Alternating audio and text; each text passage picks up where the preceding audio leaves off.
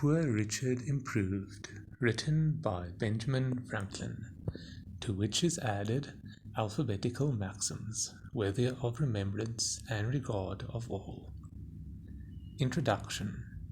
Dr. Franklin, wishing to collect into one piece all the pithy sayings upon various subjects, which he had inserted in the course of publishing the almanacs called Poor Richard, introduces Father Abraham for this purpose. Hence it is that Poor Richard is so often quoted.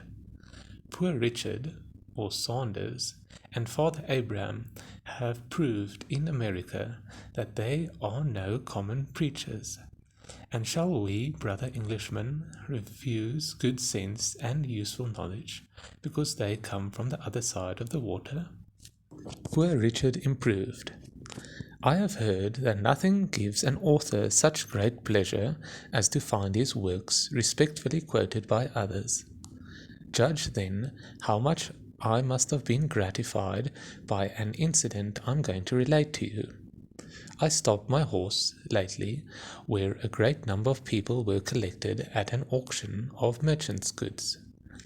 The hour of the sale not being come, they were conversing on the badness of the times, and one of the company called to a plain, clean, old man, with white locks, and said, Pray, Father Abraham, what think ye of the times?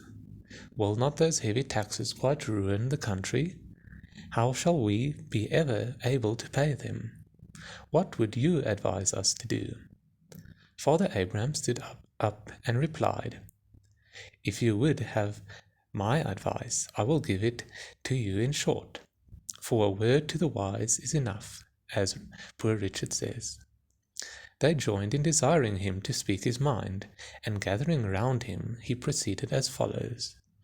Friends, says he, the taxes are indeed very heavy, and if those laid on by the government were the only ones we had to pay, we might more easily discharge them.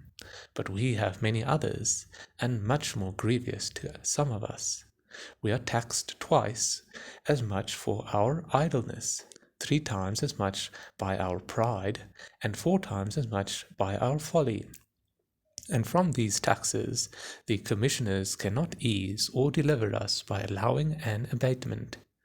However, let us hearken to good advice, and something may be done for us. God helps them that help themselves, as Poor Richard said. It would be thought a hard government that should tax its people 1/10 part of their time to be employed in its service. But idleness taxes many of us much more. Sloth, by bringing on diseases, absolutely shortens life.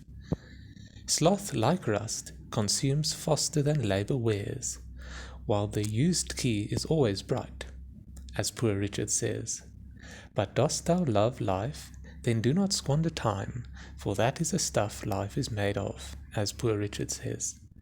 How much more than is necessary do we spend in sleep, forgetting that the sleeping fox catches no poultry, and that there will be sleeping enough in the grave, as Poor Richard says.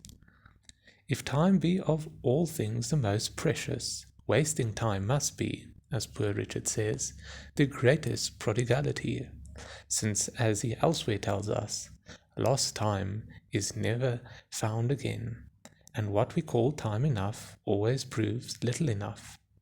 Let us then up and be going, and doing to the purpose, so by diligence shall we do more with less perplexity.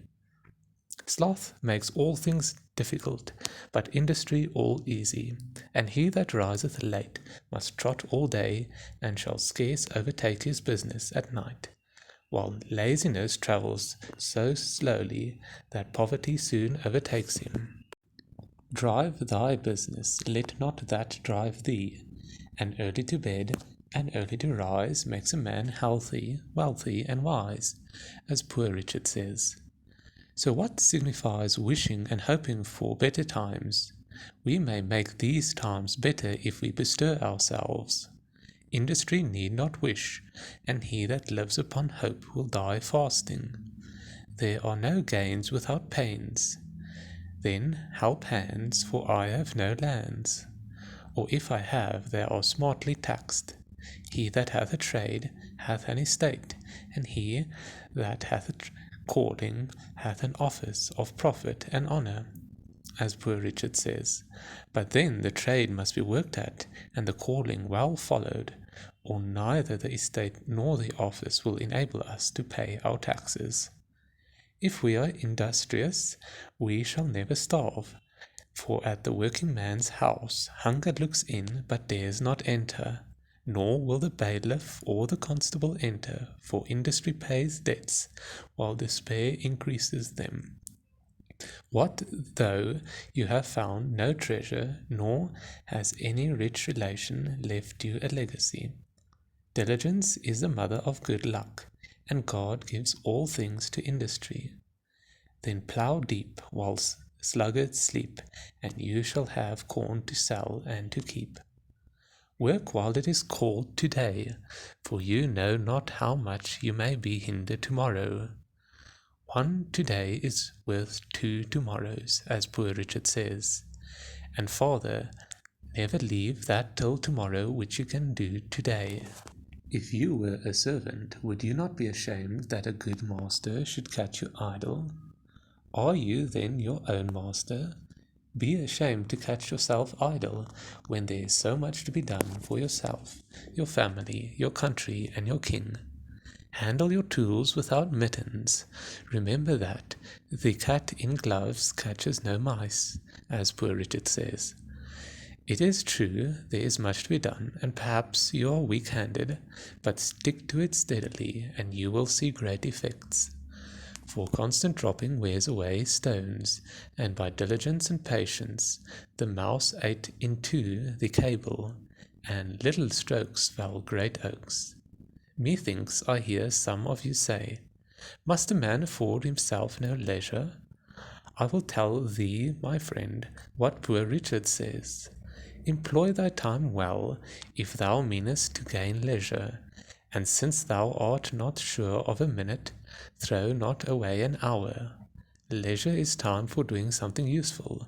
This leisure the diligent man will obtain, but the lazy man never.